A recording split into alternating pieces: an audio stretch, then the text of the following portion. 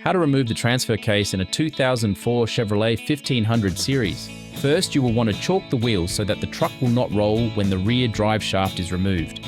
To remove the rear drive shaft, you will need an 11mm wrench or 7/16. Remove the bolts and U-joint retainers as the mechanic is doing here.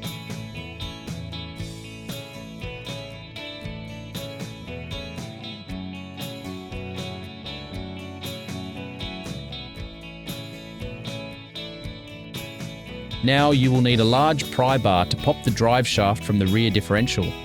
Again, please make sure you have the vehicle chalked and secure for this job.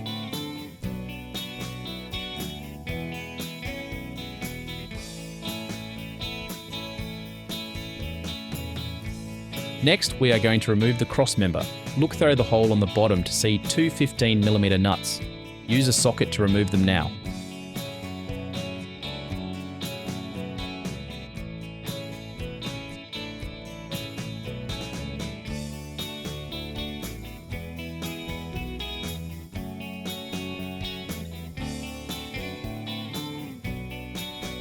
Put a jack under the transmission and jack it up to release the weight off of the cross member.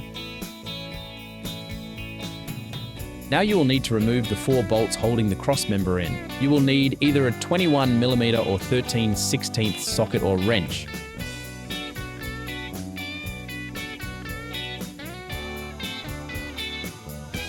We are now up to the transmission mount. Remove the two 15mm bolts. That is one on each side.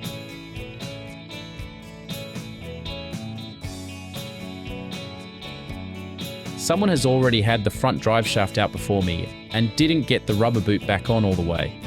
To get it out, just use a pry bar and lightly pry until it goes over the lip. Be sure not to force anything because you can cut the rubber boot.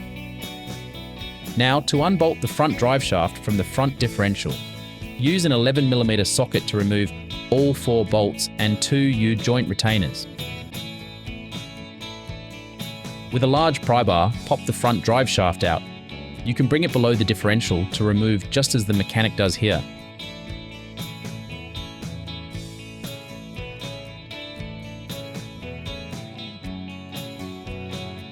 To drain the transfer case, you will need to remove the lower 18mm plug from the rear of the transfer case.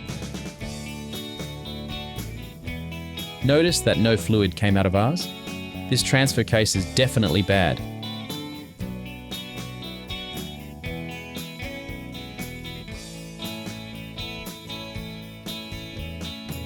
We are now ready to unplug everything from the transfer case.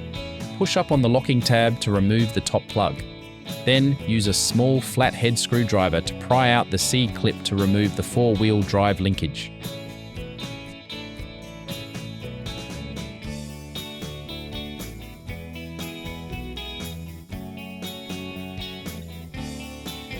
Use a flathead screwdriver to pop out the transfer case vent tube. With everything unplugged from the transfer case, we are now ready to remove the 6 15mm nuts holding it to the transmission.